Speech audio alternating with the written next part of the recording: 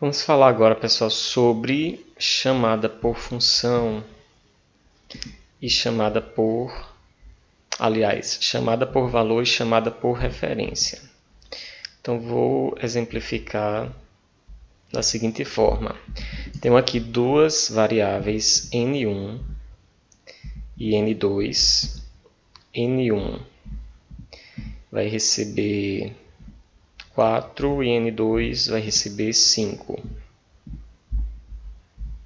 Então, observem os valores. O que é que a gente vai fazer? Vamos observar o valor dessa variável antes de chamarmos a função e depois de chamarmos uma função.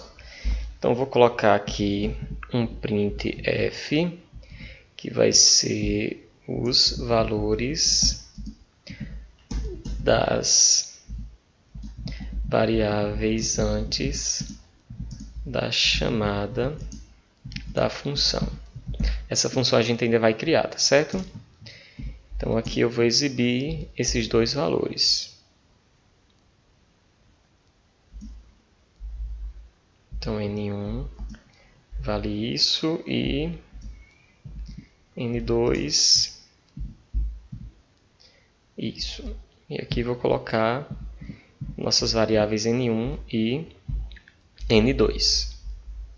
Vou dar um barrinho aqui para pular uma linha. Pronto, então aqui os valores das variáveis antes da chamada da função. Uma função vai ser chamada aqui e eu vou declarar ela aqui em cima. Vou fazer o seguinte, só para a gente entender também, reforçar a questão do escopo, vou colocar aqui, ó, int, o nome da nossa função vai ser valores. Eu vou estar recebendo dois parâmetros, né? Os argumentos que serão passados serão do tipo inteiro. Então, int a e b. O que é que eu vou fazer com a e b que vão ser recebidos aqui? A vai receber a mais 1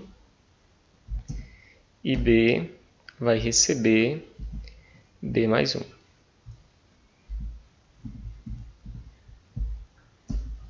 E agora eu vou exibir os valores dentro da função. Vou aproveitar aqui essa linha. A diferença é os valores das variáveis dentro da função. Então, nós temos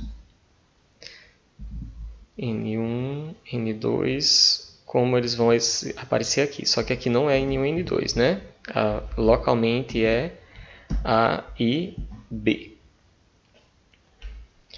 Pronto. Nossa função... Aliás, nossa função não tem retorno, vai ser do tipo void. Então, é um procedimento. Então, estou recebendo aqui, estou devolvendo apenas a exibição na tela, tá certo?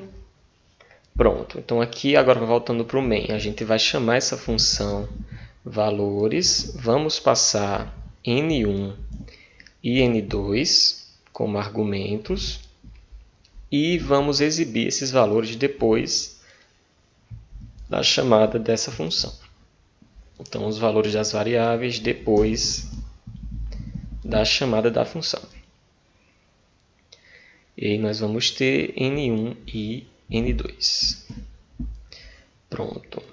A gente vai precisar do escopo da função aqui, né? Porque a gente está chamando e valores, na verdade, aparecem depois do main. Então, void... Deixa eu só dar uma olhada. Valores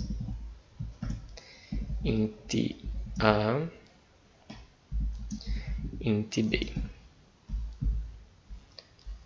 Pronto.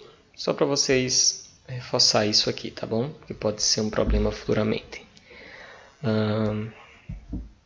Vou compilar e executar e vamos observar o comportamento do código, né? Beleza. Então vamos analisar. Temos aqui N1 e N2. N1 recebe 4, N2 recebe 5. Os valores antes da função, então, são 4 e 5. Dentro da função, quando eu chamo a função aqui, N1 vai ser passado aqui como argumento, N2 aqui, e a gente vai atribuir mais 1 a cada uma dessas variáveis. Então, os valores dentro da função serão 5 e 6, né? 4 mais 1, 5, 5 mais 1, 6. E depois da chamada da função, ou seja, os valores fora, novamente quando eu dou o print aqui, ó, vai ser 4 e 5, assim como já foram declarados. Por que isso acontece? Porque a gente está trabalhando, na verdade, aqui com a cópia desses valores. Quando a gente faz a chamada por valor, a gente está passando o valor dessa variável. Então, ele não vai ser modificado. Então, ele é tratado aqui de maneira local dentro da função. Parece muito com a ideia de trabalhar com uma variável local. Mas aqui, no caso, a gente está trabalhando com a cópia desse valor. Ok? Então, vamos fazer o seguinte. Agora, a gente vai trabalhar com a chamada por referência. Nesse caso, lembram lá do scanf que a gente usa o i comercial? A gente vai passar não o valor, mas vamos passar o endereço dessas variáveis. Então, a gente vai estar manipulando de fato o valor dela dentro da função. E aqui na função nós precisamos sinalizar isso através do asterisco. Então, eu vou apontar para o endereço dessa variável e não o seu valor. Então, ó, endereço de A, endereço de B, que serão passados dentro do nosso parâmetro aqui, né? Serão os argumentos. E aqui eu vou exibir. Então, estou pegando diretamente o valor dessa variável na memória. Isso porque na chamada por referência são passados os endereços de memória desses argumentos que nós passamos aqui, ó, N1 e N2. Portanto, esses valores serão de fato modificados na função. Diferente da chamada por valor que a gente passava a cópia do valor. A gente está trabalhando de fato com a variável, o endereço de memória. Vamos ver o resultado. Antes disso, vamos aqui alterar o escopo, né? A gente está trabalhando não com o valor, mas com a referência. Pronto, vamos lá. Vamos analisar agora. Vejam que já modificou, né? Então, os valores iniciais de N1 e N2 eram 4 e 5. Passamos aqui a referência, fizemos a chamada da função por referência. E o valor dentro da função, no caso, foi recebido mais 1 para cada um dos valores, 5 e 6. E o valor depois da chamada da função, aqui, foi de fato alterado.